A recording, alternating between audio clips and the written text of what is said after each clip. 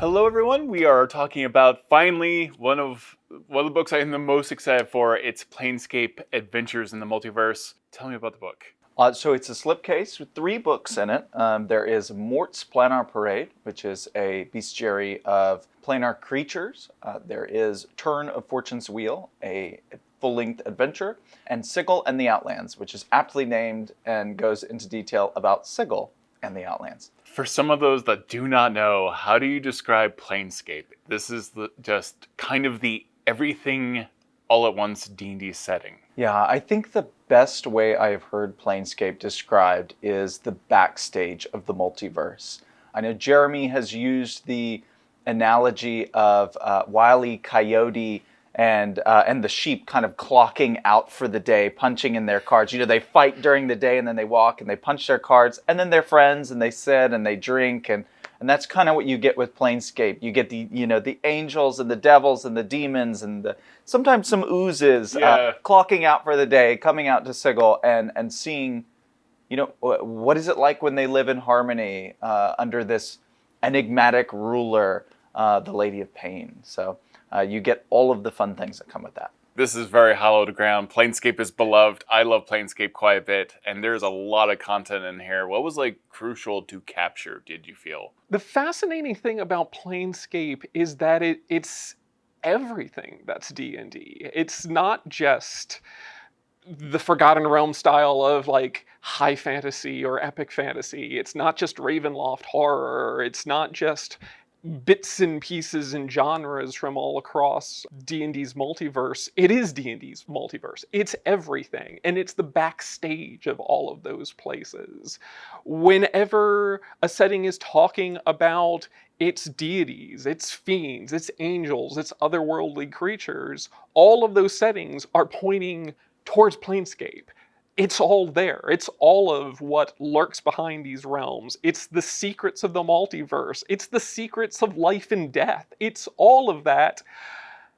And then people live there and run bakeries and have their normal lives, but then also have these incredible adventures spanning all possibilities and realities. So it's just that. There's a weird familiarity in Planescape. And this is one of my favorite things in fantasy. When you can have a bar and have a devil and an angel at the same table. Yes. That is what Planescape often feels like. Where these different aspects of the D&D multiverse just kind of get stomped together for a moment. Yes. To either take a break or maybe to have some weird clandestine spy stuff happen, but it's just the merging point is in Sigil. Yes. The window of what's remarkable is very different for Sigil and Planescape. It's not just, go to that town because they have a wizard what casts spells, or that person has a magic item. Right. Yeah, seen it. I mean, that's every day. That's everyone in Sigil and the Outlands. This is a place where here are the fiends, here are the gods, here are angels, here are unfathomable creatures, and that's all just every day, because the wonders of the multiverse and the questions of the multiverse are all out there. What's remarkable for folks who are used to walking by a pit fiend and a mind flayer and an archon just on the street is so much higher and so much different than it is for an everyday mortal. Once the scale of fantasy and the scale of just wonder is shifted to that point, then all of a sudden what adventures are and what stakes are and what dangers are gets pushed all the higher. At the center of all of this, there is a city. What is the city, and how does this city exist? The city is called Sigil. Much to the dismay of everyone who pronounces it the other way. It is Sigil. This is a city shaped like a torus. Hungrier fans will know a torus as a donut, and the city is on the inside of this torus. It hovers above the spire, this impossibly tall pillar of rock at the center of the Outlands, this outer plane at the center of the outer planes. The city is ruled by the Lady of Pain, and is known as the City of Doors because it has untold number of portals to every place. And because of that, every creature winds up in Sigil. Every good can pass through Sigil. Every enemy, except for gods and other creatures barred by the Lady of Pain, can walk freely and enter Sigil, as long as they don't disturb the lady. Tell me a little bit about the gate towns. Each of these are very representative of the different planes. Yes. So the gate towns are called gate towns because they are all centered around a portal to one of the different outer planes. So you've got the gate town that goes to the Nine Hells, or the gate town that goes to Bitopia, or the gate town to Pandemonium, or whatever have you. And every one of them is just a little bit different from that plane. Right. But the people who are there are all gravitating towards the alignments and the forces and the immortal beings that make those planes their homes. Now, the gate towns become these trading hubs for anybody who maybe wants to do business with folks in these outer planes, but perhaps don't want to go to the sometimes destructive other realities that are right through that gate. Right. They also all try to keep just a little different, because one of the big threats to a gate town is that if it aligns too closely with the plane beyond the gate, that it will just become part of that plane. It will just get like sucked in, and the portal will remain, but the gate itself, or the gate town itself, will now have become part of that plane. Even in the case of the adventure, this has recently happened to the gate town of Faunal, where it is now rebuilding after past Faunal in recent memory, whatever that means in the infinities of the planes, has fallen into the Beastlands. For example, like the gate town for Mechanus, if it becomes too orderly, that just goes into Mechanus and is no longer a town. Yes, absolutely. In the cases of some of the evil gate towns, for example, they're run by these villains who still cultivate just enough either lawlessness or law or like goodness or whatever have you to make sure they can retain their grip on the gate town, and then don't just become the lowest possible rung in the lower planes. See, I love that, because that infers to me, like, at some point, like, you need, like, some kind of force there that is, like, ensuring we need this many crimes, we need this many robberies to maintain a little bit of disorder so that this town doesn't disappear. I'm very excited for how Modrons handle this kind of issue. Like, we have to prescribe a certain amount of disorder. Yes.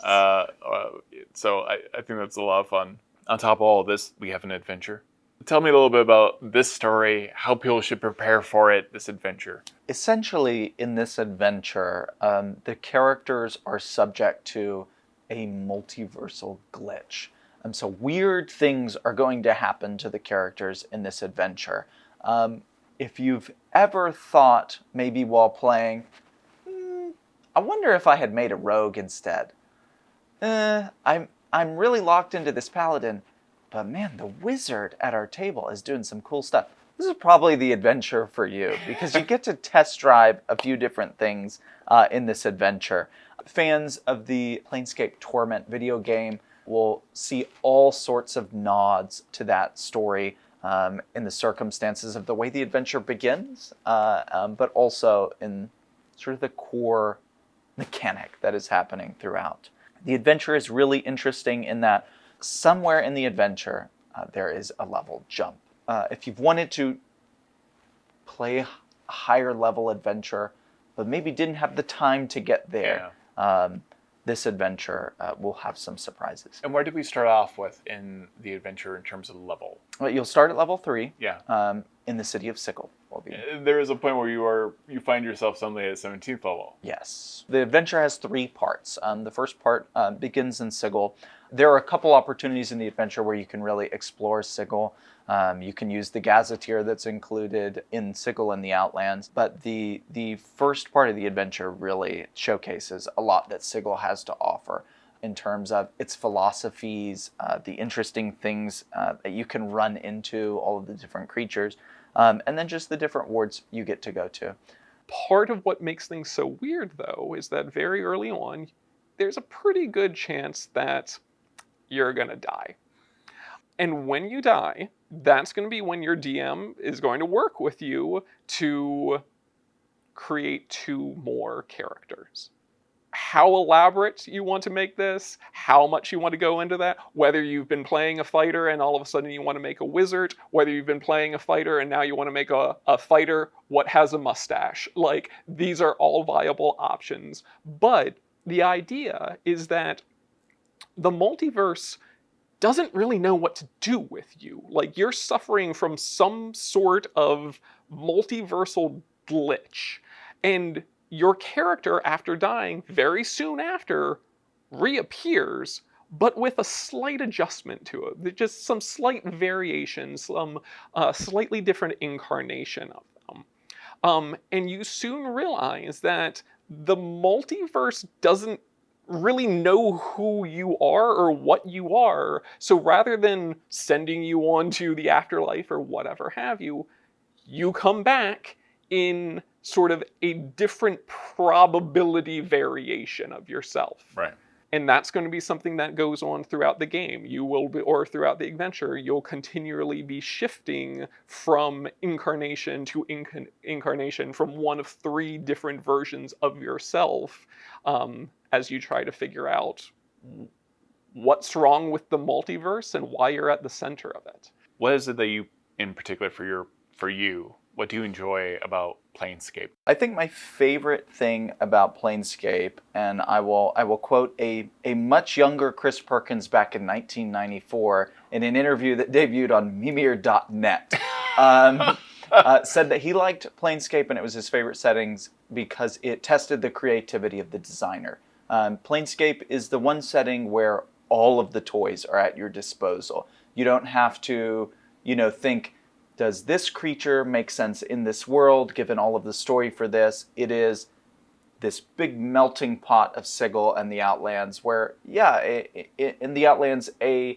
angel can walk out of the gate to Mount Celestia and within a matter of hours end up at the gate to the 9 hells. And characters can do the same thing. So all of the opportunities of any creature, any person can happen across a portal. And those stories are ready to be told. What gravitated you towards this so much? I love the higher level. I love so much of the adventure.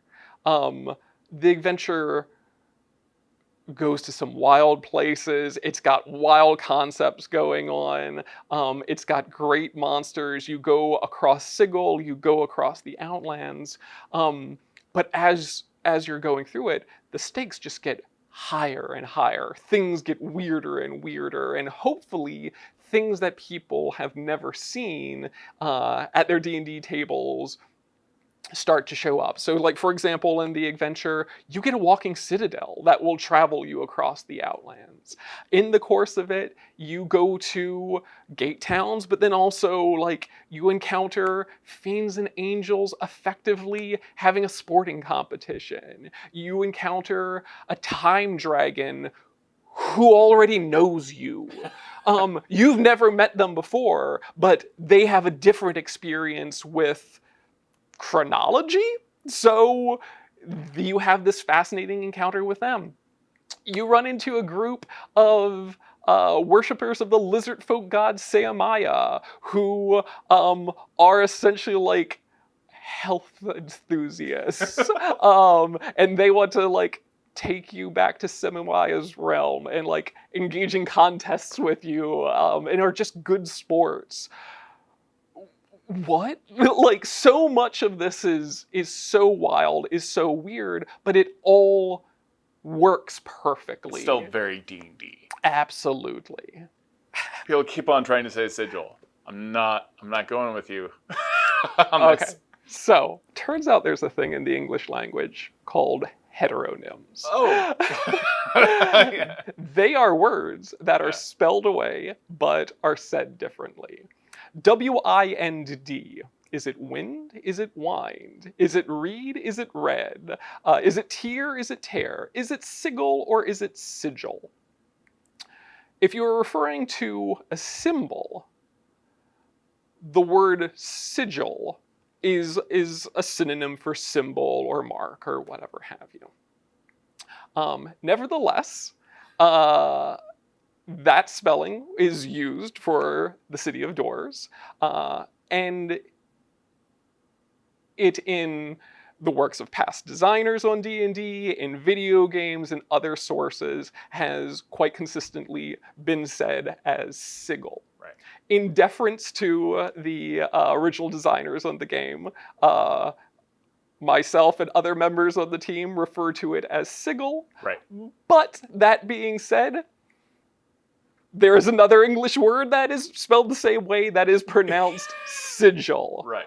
Whether you want to call it sigil or sigil, It's your table. follow your bliss. Like, nobody from our team is ever going to tut anyone about how they want to pronounce the name of the City of Doors. I will, though. I will. I'm just going to pop in at conventions just like, nope. Yes. Yeah. But as it I'm is known to do. Yeah. But it is sigil. Yeah.